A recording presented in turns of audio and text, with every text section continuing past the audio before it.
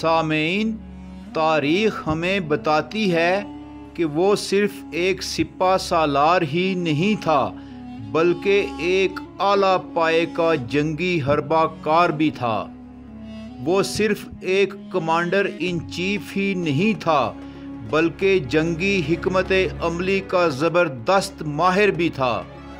وہ صرف ایک مفکر ہی نہیں تھا بلکہ مصلح قوم بھی تھا۔ وہ صرف ایک دانشور ہی نہیں تھا بلکہ ایک بہترین فلاسفر بھی تھا، اور وہ صرف ایک سلطان ہی نہیں تھا بلکہ ایک بزرگ اور درویش بھی تھا۔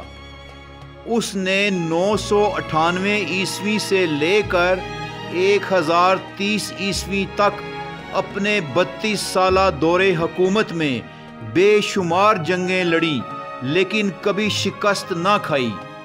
وہ ایک ایسا عظیم فاتح تھا جو تمام عمر ناقابل شکست رہا۔ اس کا شمار تاریخ انسانی کے پہلے 4 بڑے فاتحین میں ہوتا ہے۔ وہ ترک نسل سے تعلق رکھتا تھا اور غزنوی سلطنت جو مشرق وسطی، خراسان، ماوراء النہر، افغانستان، پاکستان، انڈیا کے بیشتر علاقوں، ایران اور دریائے آکسس کے پار تک پھیلی ہوئی تھی اور 2 صدیوں تک قائم و دائم رہی، اس کا دوسرا حکمران تھا۔ وہ پہلا مسلمان بادشاہ تھا جس نے اپنے نام کے ساتھ سلطان کا لقب اختیار کیا۔ دنیا اسے سلطان محمود غزنوی کے نام سے جانتی ہے۔ ان کے والد سبکتگین، جو غزنوی سلطنت کے پہلے حکمران اور نہایت درویش مزاج انسان تھے، وہ اکثر اللہ تعالیٰ سے یہ دعا مانگتے رہتے تھے کہ یا اللہ میرے بیٹے محمود کو ایک بت شکن حکمران بنانا۔ سلطان محمود غزنوی کا شمار تاریخ اسلام کے اعلیٰ ترین سپہ سالاروں اور نہایت جلیل القدر درویش حکمرانوں میں ہوتا ہے۔ سامعین، 711 عیسوی میں محمد بن قاسم دیبل پر حملہ کر کے سندھ میں داخل ہوئے اور ملتان تک کے علاقے فتح تو کر لیے لیکن پھر واپس چلے گئے، اور اس کے بعد 2.5-3 صدیوں تک کسی مسلمان فوج نے نہ تو سندھ کی طرف سے اور نہ ہی درہ خیبر کی طرف سے ہندوستان کا رخ کیا۔ اس دور میں ہندوستان ہندو راجاؤں کی چھوٹی چھوٹی ریاستوں میں بٹا ہوا تھا۔ ویسے بھی ہندوؤں کی تاریخ ہے کہ سوائے موریہ سلطنت کے حکمران اشوکا کے کوئی بھی بہت بڑی سلطنت قائم نہ کر سکا۔ مہاراجہ اشوکا کی موریہ سلطنت اگرچہ ہندوستان، پاکستان اور افغانستان تک پھیلی ہوئی تھی، لیکن بعد میں اس نے خود بدھ مذہب قبول کر لیا تھا، اور وہ بدھ مذہب کا اتنا بڑا داعی بنا کہ اس کی کوششوں سے ہندوستان کے پڑوسی ممالک میں بدھ مذہب پھیل گیا۔ اشوکا کے 36 سالہ دور میں ہم کہہ سکتے ہیں کہ دنیا کے نقشے پر ہندوؤں کی کوئی سلطنت قائم رہی ہے۔ سامعین، ہندوستان شروع ہی سے چھوٹی چھوٹی ریاستوں کا مجموعہ تھا جو ایک دوسرے کے ساتھ لڑائی جھگڑوں میں لگی رہتی تھیں، اور انشاءاللہ عنقریب ہندوستان پھر ٹوٹ کر بکھر کر چھوٹی چھوٹی ریاستوں میں تقسیم ہو کر پاکستان کا حصہ بنے گا۔ سامعین، سلطان محمود غزنوی وہ پہلے حکمران تھے جنہوں نے درہ خیبر کی طرف سے ہندوستان پر 17 حملے کیے، جن کی اصل وجوہات ہم آپ کو بتاتے ہیں، اور ہر حملے میں ہندو راجاؤں کو شکست دی۔ اگر غیر نظر سے دیکھا جائے تو ہندوستان کے اندر جتنے مسلمان حکمرانوں نے اپنی حکومتیں بنائیں ان کا سہرا سلطان محمود غزنوی کے سر جاتا ہے، جنہوں نے پہلے ہی سے پے در پے حملے کر کے میدان ہموار کر دیا تھا۔ سامعین، آپ دیکھ رہے ہیں دستک ٹی وی کی سیریز جانیے کون میں سلطان محمود غزنوی حصہ اول، لیکن اگر آپ نے ابھی تک ہمارا چینل سبسکرائب نہیں کیا تو پہلے اسے سبسکرائب کر لیں اور ساتھ ہی بیل آئیکن بھی پریس کر لیں تاکہ آپ کو ہماری مزید اپڈیٹس ملتی رہیں۔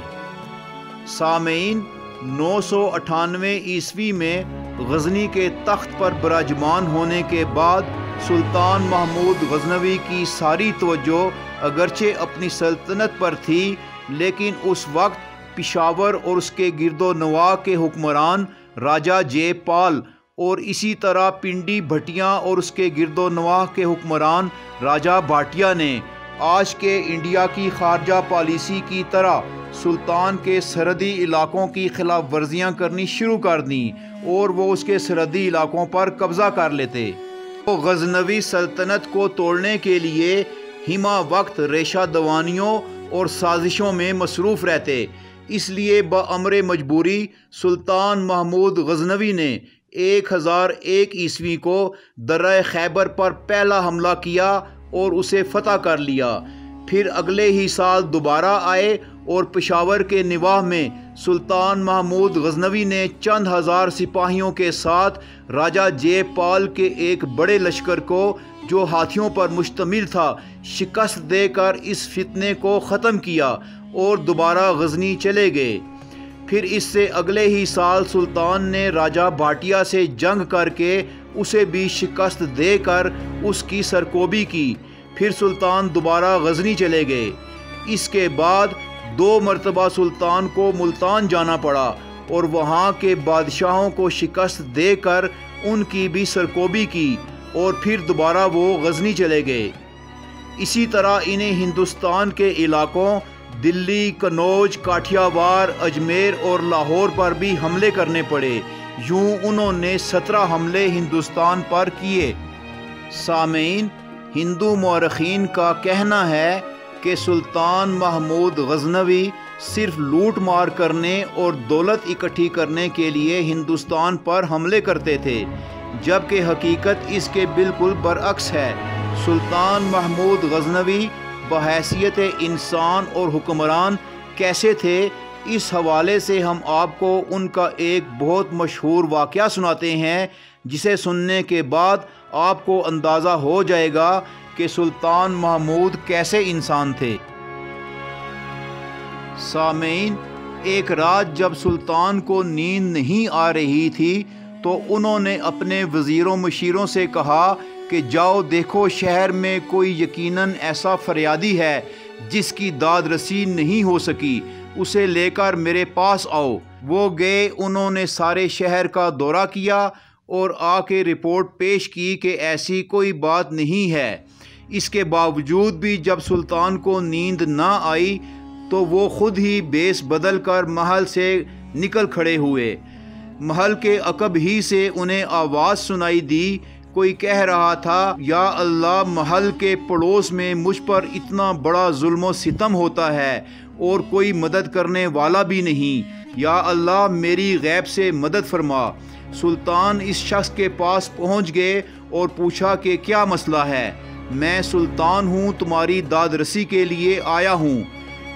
وہ شخص بولا، سلطان معظم، آپ کا اقبال بلند ہو، لیکن آپ کا ایک بھانجا جس کا نام میں نہیں جانتا، وہ روزانہ رات کو شراب کے نشے میں دھت میرے گھر آتا ہے اور میری بیوی کے ساتھ برائی کرتا ہے۔ سلطان نے اسے کہا کہ کل جب وہ آئے تو تم مجھے فوراً اطلاع کرنا۔ پھر سلطان نے اپنے دربانوں کو بھی سمجھا دیا کہ جب یہ بندہ مجھے ملنے آئے تو اسے میرے پاس پہنچا دینا۔ چنانچہ اگلی رات وہ شخص سلطان کے پاس آیا اور بتایا کہ وہ بندہ اس کے گھر پہنچ چکا ہے۔ سلطان نے اپنی تلوار اٹھائی اور اس کے ساتھ ہو لیے۔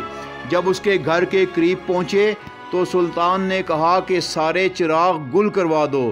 چراغوں کے بجھنے کے بعد سلطان اندر داخل ہوئے اور تلوار کے ایک ہی وار سے اس کا سر تن سے جدا کر دیا۔ پھر بولے، چراغ جلاؤ۔ جب روشنی ہوئی تو سلطان نے اس شخص کے چہرے کو دیکھا، پھر سجدہ ریز ہو گئے۔ پھر بولے، مجھے پانی پلاؤ۔ پانی پی لینے کے بعد سلطان نے کہا کہ گھر میں کھانے کے لیے کچھ ہے؟ تو گھر سے ایک سوکھی روٹی برآمد ہوئی۔ سلطان نے وہ سوکھی روٹی کھائی۔ پھر اس شخص کے پوچھنے پر سلطان نے بتایا کہ چراغ میں نے اس لیے بجھوائے تھے کہ اپنے بھانجے پر وار کرتے ہوئے خون کی تڑپ، شفقت اور محبت آڑے نہ آ جائے، اور سجدہ ریز اس لیے ہوا کہ جب میں نے اس کا چہرہ دیکھا تو یہ میرا بھانجا نہیں تھا۔ پانی میں نے اس لیے پیا، روٹی اس لیے کھائی کہ کل جب میں تمہیں ملا، تمہیں ملنے کے بعد میں نے قسم اٹھا لی تھی کہ جس وقت تک تمہیں انصاف نہ مل جائے میں نہ کچھ کھاؤں گا نہ پیوں گا۔ سامعین، یہ سلطان محمود غزنوی کی سرگزشت ہے۔ وہ ایسے درویش حکمران تھے کہ جب جنگ میں ان کے پاؤں اکھڑنے لگتے تو گھوڑے سے اتر کر اللہ کے سامنے سجدہ ریز ہو جاتے، اور جب دوبارہ گھوڑے پر بیٹھتے تو اللہ پاک جنگ کا پانسا پلٹ کے رکھ دیتے۔ سامعین، آپ دیکھ رہے ہیں دستک ٹی وی کی سیریز جانیے کون میں سلطان محمود غزنوی حصہ اول، جو اب اپنے اختتام کو پہنچتا ہے۔ انشاءاللہ بہت جلد ہم اپنے اگلے پروگرام کے ساتھ دوبارہ آپ کی خدمت میں حاضر ہوں گے۔ اس وقت تک کے لیے اجازت چاہیں گے۔ اللہ نگہبان۔